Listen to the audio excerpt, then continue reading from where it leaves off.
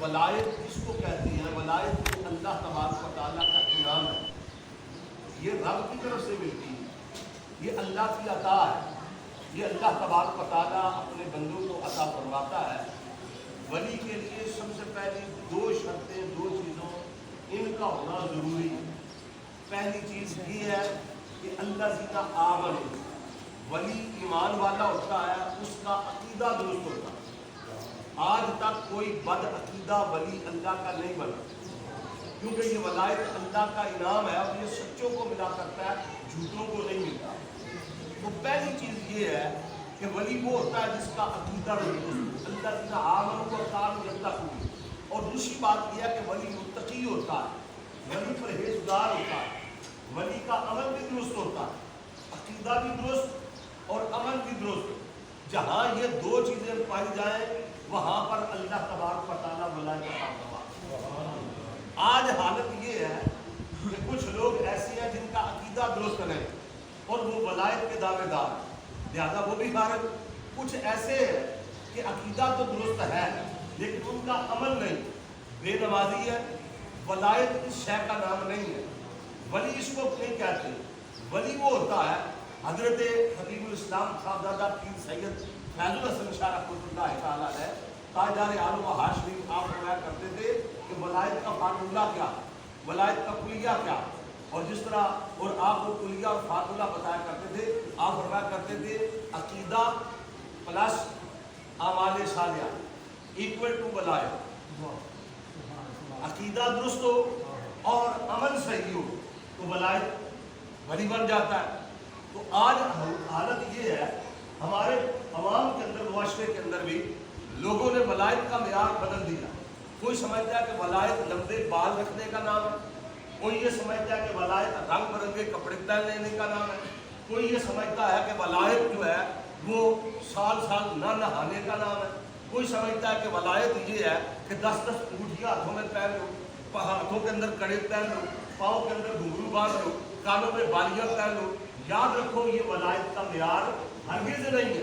قرآن و سنت نے ہمیں جو معیار دیا نا وہ اس سے جدا، ولایت اس شے کا نام نہیں۔ کوئی یہ سمجھتا ہے کہ جس کا تمیز کام کرتا ہے وہ ولی ہے، نہیں، ولایت یہ نہیں ہے۔ ولایت کیا ہے؟ ولی وہ ہوتا ہے جو ایمان والا ہو، ولی وہ ہوتا ہے جو متقی اور پرہیزگار۔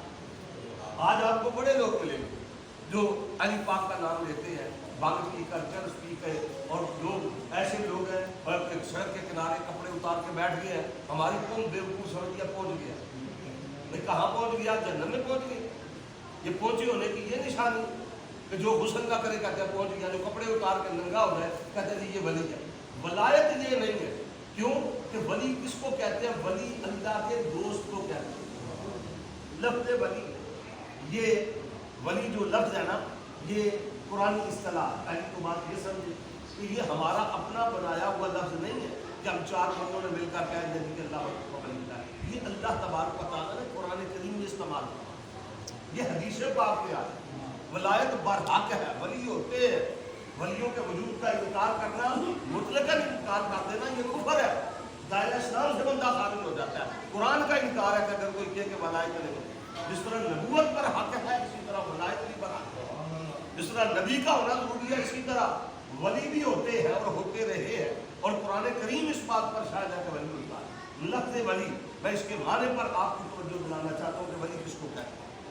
لفظ ولی کے عربی لغت کے اندر متعدد معنی ہیں، ان میں سے ایک یا دو معنی عرض کروں گا قلت وقت کے باعث کہ ولی کا معنی کیا ہے۔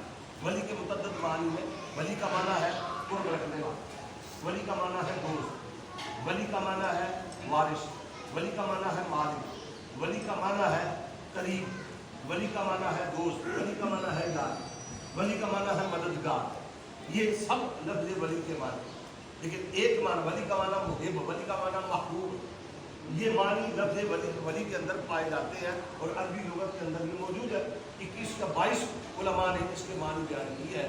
ولی کا ایک معنی اگر لایا جائے محب، تو ولی اس کو کہتے ہیں جو اللہ سے محبت کرنے والا، اور ولی کا معنی محبوب ہو تو اس کا مطلب یہ بنا ہوگا جس سے اللہ محبت کرے، اس کو ولی ہے۔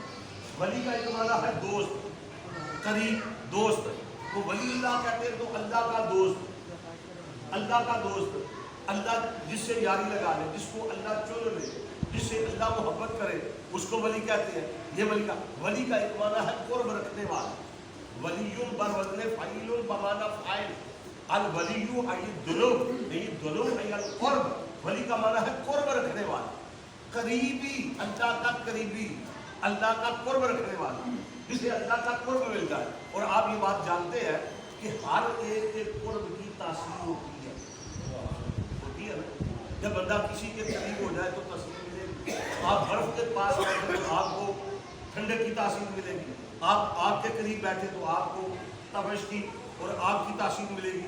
سورج کی تپش میں بیٹھے تو وہ تاثیر ملے گی. اے سی اور ٹھنڈک کے اندر بیٹھے تو یہ تاثیر ملے گی. جب ہر شہر کی تاثیر ہوتی ہے تو ولی وہ ہوتا ہے جو اللہ کے قرب میں رہتا ہے, جو اللہ کا قریبی ہو جاتا ہے. جب اللہ کے قرب میں گیا تو پھر اللہ کی تاثیرات اس بندے پر آتی ہیں, اللہ کے انوار و تجلیات آتے ہیں, رب کے فیوزات آتے ہیں, اللہ کی رحمتوں کا نزول ہوتا ہے اور وہ اس بندے کو, اس ولی کو ملتا ہے. اور حدیث قدسی ہے اور صحیح بخاری کے اندر موجود ہے. اللہ کے محبوب سرور کائنات صلی اللہ علیہ وسلم نے فرمایا کہ اللہ تبارک و تعالیٰ فرماتا ہے لا یزال عبدی یتقرب الی بالنوافل. اور اللہ تعالیٰ فرماتا ہے جب میرا بندہ قرب حاصل کر کے, نفل پڑھ کے, ریاضت کر کے, ذکر کر کے, عبادت کر کے, مجاہدے کر کے میرے قریب آ جاتا ہے نا, میرے قریب آتا ہے, اتنا قریب آتا ہے حتیٰ یشمع سامع الذی. اور اللہ تعالیٰ فرماتا ہے وہ اتنے قریب آ جاتا ہے کہ میں اس بندے کے کان بن جاتا ہوں جس سے وہ سنتا ہے, میں اس کی آنکھ بن جاتا ہوں جس سے وہ دیکھتا ہے, میں اس کی زبان بن جاتا ہوں جس سے وہ بولتا ہے, میں اس کی ناک بن جاتا ہوں جس سے وہ سونگھتا ہے, میں اس کے پاؤں بن جاتا ہوں جس سے وہ چلتا ہے, میں اس کے ہاتھ بن جاتا ہوں جس سے وہ پکڑتا ہے. یہ حدیث قدسی ہے. اللہ تعالیٰ بندے کے کتنے قریب ہے. بندہ اللہ کے قریب جاتا ہے نا, جب بندے کو اللہ کا قرب ملتا ہے تو پھر فرمایا کہ اللہ تبارک و تعالیٰ کے قرب کی تاثیرات بندے پر آتی ہیں. آپ دیکھیں کہ ہم اگر اچھی مجلس میں بیٹھے تو اچھائی کی تاثیر آتی ہے, ہر مجلس کی تاثیر ہوتی ہے, ہر محفل کی تاثیر ہوتی ہے. اور بری مجلس اور بری محفل سے بچنا چاہیے. اگر کوئی غلط محفل میں بیٹھے گا نا, غلط مجلس میں بیٹھے گا تو برائی کی تاثیر آئے گی. نیک بندوں کے پاس بیٹھے گا اچھائی کی تاثیر آئے گی. رومیہ کشمیر میاں محمد آر کے کھڑی فرماتے ہیں بریا لوکاں دی صحبت یارو جیویں دکان لوہارا, کپڑے پاویں کچھ رکھیے چمکا پین ہزارا. اور نیکاں لوکاں دی صحبت یارو جیویں دکان اتارا, سودا پاویں مول نہ لئیے ہلے آن ہزارا. سبحان اللہ. اگر آپ کسی بٹی پر, کسی لوہار کے پاس بیٹھیں گے نا تو آپ کو کوئی نہ کوئی کالک لگ ہی جائے, چاہے جتنے بھی کپڑے بچا کے رکھیں, کوئی نہ کوئی کالک, کوئی نہ کوئی سیاہی, کوئی نہ کوئی دھبا لگ جائے گا, کوئی چنگاری اڑ کر آپ کے کپڑوں کو خاکستر کر دے گی. اور اگر آپ کسی عطار, عطر فروش, پھول بیچنے والے کی دکان پہ جائے نا, کچھ نہ لیں, خوشبو تو آپ کو آ ہی جائے گا, خوشبو مل جاتی ہے. تو اسی طرح یہ اللہ کے جو ولی ہوتے ہیں نا, ان کی صحبت کی بھی تاثیر ہوتی ہے, ان کے پاس بیٹھنے کی بھی تاثیر ہوتی ہے. تاثیر کیا ہوتی ہے, تاثیر کیوں ہوتی ہے, کیونکہ یہ ولی اللہ کا معنی ہی میں نے یہ کیا, اور یہ معنی اس کا ہے کہ قرب رکھنے والا, جسے اللہ کا قرب مل جائے, جو اللہ کے قرب میں آ جائے پھر اسے تاثیر نہیں آئے گی, اس پر وہ واردات نہیں آئے گی, وہ رحمتوں کا نزول نہیں ہوگا. پھر وہ ولی جو کہتا ہے رب کو کر دیتا. اور داتا حضور داتا گنبخش شریعت میری رحمۃ اللہ تعالیٰ میں فرماتے ہیں جب بندہ نفل پڑھ کے رب کے قریب ہو جائے تو ایسے بندے کو رب نہیں کہنا چاہیے لیکن ربانی کہہ لینا چاہیے, حق نہیں کہنا چاہیے, حقانی کہہ لینا چاہیے. یہ بندہ اللہ کے قرب میں آ جاتا ہے. میں اس کی مثال آپ کو دیتا ہوں اور بات جلدی سمجھ میں آ جائے گی کہ لوگ کہتے ہیں کہ یہ ولی کو اللہ مانتے ہیں. نہیں, یہ شرک ہے. ولی ولی ہے, اللہ اللہ, نبی نبی ہے. ہم نبی کو ولی کو اللہ نہیں کہتے. ہم ان کو, میرے شیخ کامل فرمایا کرتے تھے, ہم ان اولیاء کو اللہ کا شریک نہیں کہتے, ہم انہیں اللہ کے قریب کہتے ہیں. یہ اللہ کے شریک نہیں, اللہ کے قریب ہے.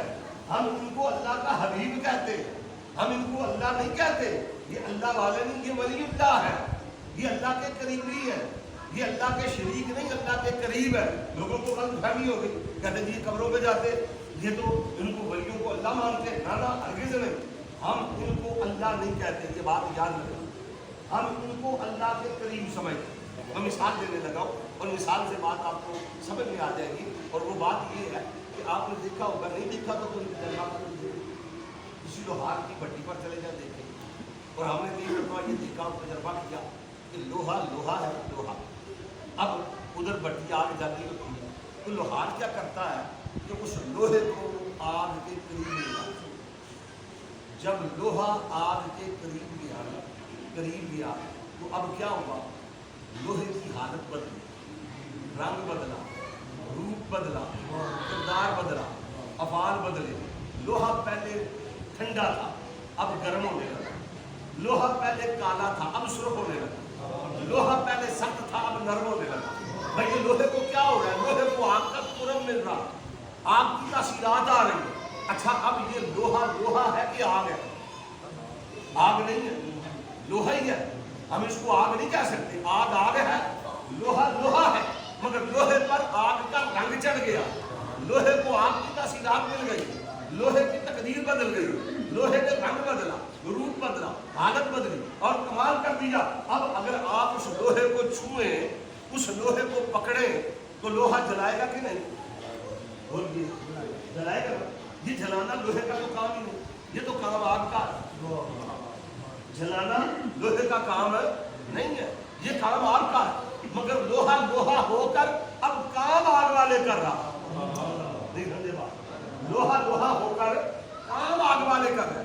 بندہ بندہ ہے, رب رب ہے, ولی ولی ہے, اللہ اللہ ہے. مگر قرب کی حالت میں حدیث قدسی سنا چکا, اتنے قریب ہو جاتا ہے کہ بندہ بندہ ہو کے کام رب والے کر رہا ہو. لوگ کہتے ہیں یہ شرک ہے, لیکن اب مردوں کو زندہ کرنا یہ کس کا کام ہے؟ اللہ کا. قرآن کہتا ہے حضرت عیسیٰ علیہ السلام نے مردے زندہ کیے, نہیں کیے. بیمار کو شفا دینا یہ کس کا کام ہے؟ اللہ کا. عیسیٰ علیہ السلام نے نہیں کیا. بڑے ولیوں کے واقعات میرے پاس موجود ہے جنہوں نے مردوں کو زندہ کر دیا. اور علماء فرماتے ہیں مردے زندہ کر دینا, صوفیاء فرماتے ہیں آسان ہے, مردہ دل زندہ کرنا مشکل ہے. مردہ دل زندہ کرنا, اور یہ اللہ والے وہ ہیں جو مردہ دلوں کو زندہ کر دیں. تو ان کے قرب کی یہ تاثیر ہوتی ہے, قرب کی وجہ سے اب وہ ہے لوہا ہی, کام آگ والے کر رہے ہیں. اللہ اللہ ہے, بندہ بندہ ہے. خدا بندے پہ حلول نہیں کرتا, رب بندے پہ دخول نہیں کرتا, وہ حلول سے پاک ہے, وہ دخول سے پاک ہے. بندہ بندہ ہے, رب رب ہے, نبی نبی ہے, اللہ اللہ ہے, اللہ اللہ ہے, نبی نبی ہے, اللہ اللہ ہے, ولی ولی ہے, اللہ اللہ ہے, یہ عبد اللہ ہے, اللہ اللہ ہے, یہ صفی اللہ ہے, اللہ اللہ ہے, یہ نجی اللہ ہے, اللہ اللہ ہے, یہ خلیل اللہ ہے, اللہ اللہ ہے, یہ ذبی اللہ ہے, اللہ اللہ ہے, یہ کلیم اللہ ہے, اللہ اللہ ہے, یہ روح اللہ ہے, اللہ اللہ ہے, یہ کلمت اللہ ہے, اللہ اللہ ہے, یہ وجہ اللہ ہے, اللہ اللہ ہے, یہ لیمہ اللہ ہے, اللہ اللہ ہے, یہ عبد اللہ ہے, اللہ اللہ ہے, یہ حبیب اللہ ہے, اللہ اللہ ہے, یہ سیف اللہ ہے, اللہ اللہ ہے, یہ نعمت اللہ ہے, اللہ اللہ ہے, یہ ید اللہ ہے, اللہ اللہ ہے, یہ وجہ اللہ ہے, اللہ اللہ ہے, یہ ولی اللہ. سبحان اللہ.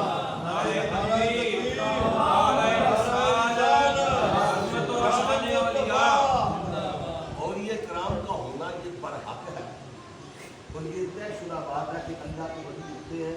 ولایت برحق ہے, ولایت کا انکار کرنا یہ کفر ہے, ولایت کا انکار کرنا یہ کفر ہے. ولیوں کا ہونا یہ اللہ تبارک و تعالیٰ کی عطا ہے. اور اگلی بات میری مضمون طویل ہے, وقت تھوڑا ہے, میں جو بات کرنا چاہتا ہوں اس پر آپ توجہ کریں. اور وہ بات یہ ہے کہ جو اللہ کے ولی ہیں اور یہ کرام ہے, یہ اللہ کے ولی ولایت کے اندر کرامت کا ہونا یہ بھی اللہ تبارک و تعالیٰ کا ہے. اپنا اپنے بندوں کو کرامتیں عطا فرماتا ہے. نبی کے لیے معجزہ ہوتا ہے, ولی کے لیے کرامت ہوتا ہے. نبی کے لیے معجزے کا ہونا ضروری ہے, ولی کے لیے کرامت کا ہونا ضروری نہیں. جس کو چاہتا ہے اللہ تعالیٰ عطا کر دیتا ہے. حضرت باعزید بستانی رحمۃ اللہ تعالیٰ علیہ کا متعلق آتا ہے کہ ایک شخص آپ کے پاس تھا اور تقریباً 7 برس آپ کے پاس تھا. 7 برس کے بعد جب جانے لگا نا تو آپ نے فرمایا بالکل آئے تھے میرے پاس اور اتنا عرصہ ہے انہوں نے اپنے آنے کا مقصد نہیں بیان. مقصد کیا؟ اس نے اپنی حضرت میں نے آپ کی بڑی شہرت سنی, مجھے باعزید بستانی بہت بڑی شخصیت ہے, بہت بڑا نام ہے اور اللہ کے امام ہے، اور میں آپ کا نام، آپ کا شعرا اور آپ کی شعر سن کر آیا تھا کہ چل بیٹھوں گا دیکھوں گا. اتنا عرصہ آپ کے پاس رہا، میں نے آپ کی کوئی کرامت نہیں دیکھی، اس لیے میں واپس جا رہا ہوں. آیا تھا بیت ہونے کی نیت سے، اب کرامت نہیں دیکھی، میں واپس جا رہا ہوں. تو حضرت بائی ہندوستانی رحمۃ اللہ تعالیٰ نے فرمایا کہ بیت ہو نہ ہو تیری مرضی، مگر ایک بات مجھے بتا دے، یہ 7 برس تو میرے پاس رہا، تو نے میری کرامت نہیں دیکھی، یہ بتا میرا کوئی فعل سنت کے خلاف ہی دیکھا، کوئی میرا عمل سنت کے خلاف دیکھا؟ اس نے کہا نہیں. اور میں اس سے بڑی کرامت فرماتے 1000 کرامتوں سے ایک استقامت بہتر ہے. جو بندہ سنت پر، شریعت پر عمل کرتا ہے نا، یہ کرامت سے بڑھ کر ہے. اور اللہ تعالیٰ اپنے پیاروں کو کرامتیں عطا فرماتا ہے. لوگ تو آج انکار کرتے ہیں کہ ولی یہ نہیں کر سکتا، وہ نہیں کر سکتا، یہ کیسے ہو گیا، وہ کیسے ہو گیا. ان لوگوں نے، ان بیچاروں نے قرآن ہی نہیں پڑھا، وہ علمی یتیم ہے، انہیں حدیث نہیں پڑھی، انہوں نے قرآن نہیں پڑھا، انہیں پتہ ہی نہیں ہے. قرآن پڑھو. اللہ تبارک و تعالیٰ نے ذکر نہیں کیا حضرت سلیمان علیہ السلام کہ جب ملکہ بلقیس کا تخت جو ہے وہ جو 30 گز چوڑا اور 70 گز جو ہے وہ لمبا اور 40 گز کہتے ہیں اونچا تھا، اتنا بڑا تخت اس نے 7ویں کوٹھری کے اندر رکھا ہوا تھا. تو حضرت سلیمان علیہ السلام نے، درباری موجود ہے، دربار لگا ہوا ہے، حضرت سلیمان علیہ السلام نے فرمایا بھائی کوئی ہے جو ملکہ بلقیس جو بالکل قریب پہنچ چکی ہے، اس کے آنے سے پہلے اس کا تخت یہاں لے آئے. یہ بات تو قرآن کی، جس کا کوئی انکار نہیں کر سکتا. حدیث کو کوئی کہہ سکتا ہے ضعیف ہے، قرآن کی آیت تو ضعیف نہیں. تو ایک شخص، ایک جن، قرآن کا تقال افریت لگتے ہیں، ایک جن انہوں نے کہا میں نے کیا انا آدھی کا بھی قبل میں لے کے آؤں گا آپ کی جن کچہری پر خاص ہونے سے پہلے. شروع کو کہتا آپ کا دربار لگتا تھا اور 3-4 گھنٹے کا وقت ہوتا تھا. اس نے کہا میں اس سے کچہری ختم ہونے سے پہلے میں لے کے آتا ہوں، میں لاؤں. حضرت سلیمان علیہ السلام نے فرمایا مجھے اس سے بھی جلدی چاہیے. 1000 میل کے فاصلے پر ہے، اتنا بڑا تخت ہے اور سونے چاندی سے مزین ہے، 7ویں کوٹھری کے اندر ہے، باہر پہلے دار موجود ہے، باہر جو ہے گارڈ موجود ہے. ظاہر ہے ملکہ کا ہے، یوں تو نہیں پڑا ہوا کہ سیدھا سامنے پڑا ہوا کو اٹھا کے لے آئے، وہاں پر پڑا ہوا ہے. تو اب حضرت سلیمان علیہ السلام نے نہیں مجھے اس سے بھی زیادہ چاہیے، جلدی چاہیے، یہ تو بڑی دیر ہے، تو 3 گھنٹے لگاؤ. ایک بابا ہوتا اللہ عمدہ ہونے جس کے پاس کتاب کا تھوڑا سا علم ہے، وہ اٹھا اور اس نے کیا کہا؟ اس نے کہا میں نے کہا انا آتی کا بھی قبل ان یرتد علیک طرفک. اس نے کہا آپ کی آنکھ جھپکنے سے پہلے میں لے کے آتا ہوں.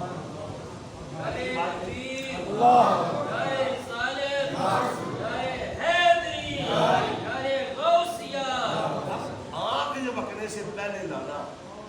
اور بابے نے اٹھ کر کہا میں نے کیا بھائی. وہاں پر بڑے بڑے زعماء بیٹھے تھے، بڑے بڑے زیرک لوگ بیٹھے تھے، پڑھے لکھے لوگ بیٹھے تھے، وزیر بیٹھے تھے، مشیر بیٹھے تھے، دربار لگا ہوا تھا. اور حضرت سلیمان علیہ السلام کی حکومت ہواؤں پر تھی، وہ خود بھی لا سکتے تھے، پرندوں پر تھی، جانوروں پر تھی، جنات پر ان کی حکومت تھی. لیکن حضرت سلیمان علیہ السلام نے، جنہوں نے کہا کہ میں نے کیا تھا، کہا نہیں پولیس سے جلدی چاہیے. پھر جن نہیں بولا، ایک بندہ اٹھا آشم بن ورق کیا جو آپ کا وزیر تھا اللہ کا ولی.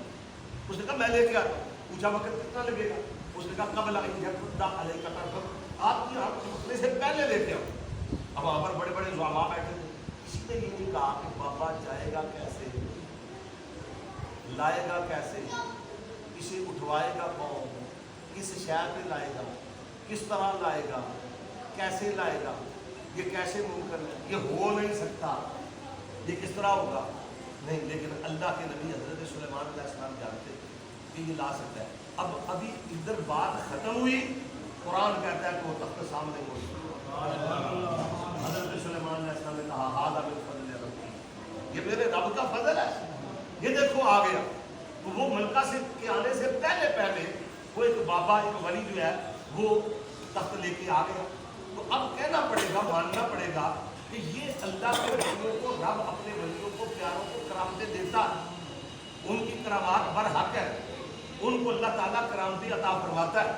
ولایت یہ اللہ کا انعام ہے اور رب اپنے بندوں کو یہ انعام عطا کرتا ہے.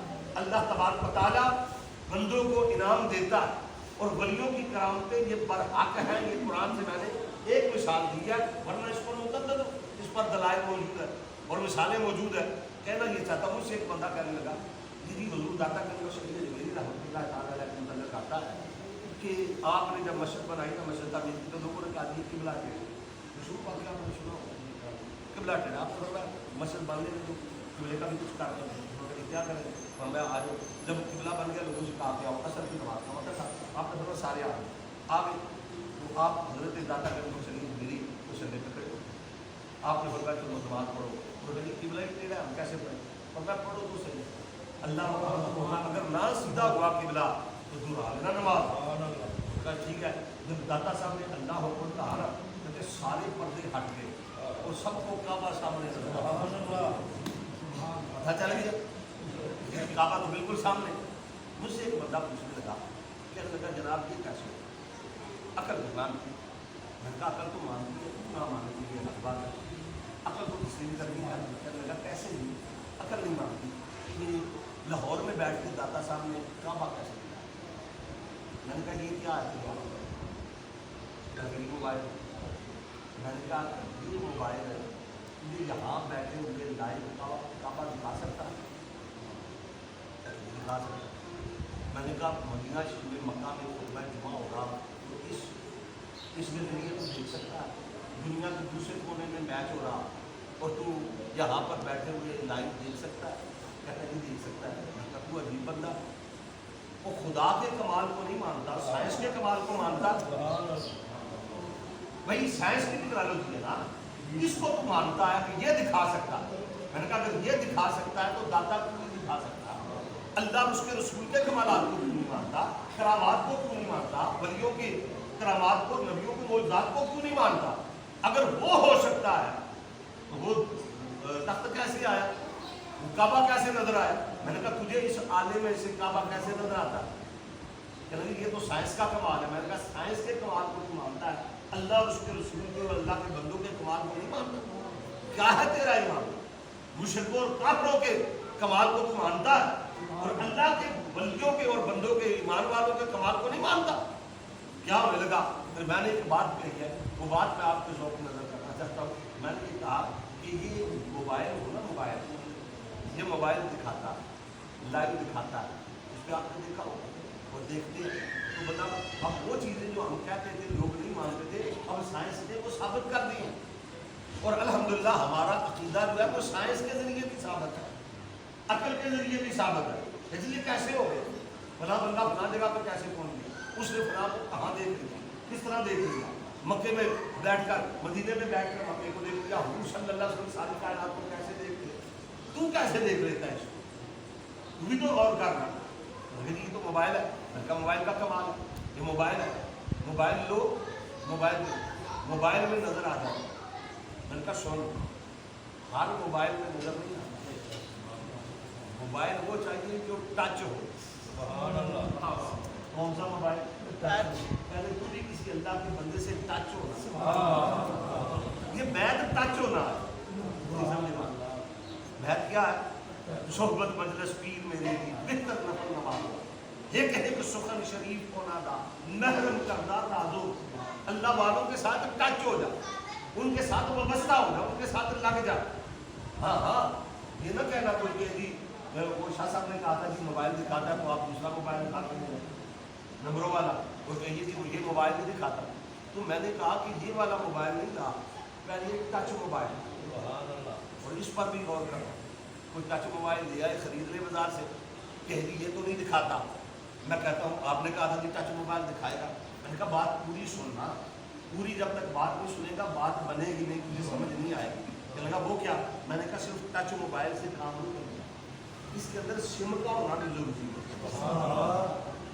سم کا ہونا بھی، صرف ٹچ ہونے سے بات نہیں بنے گی، تیرے سینے میں ایمان کی سم کا ہونا بھی ضروری ہے. ایمان کی سم بھی لانا.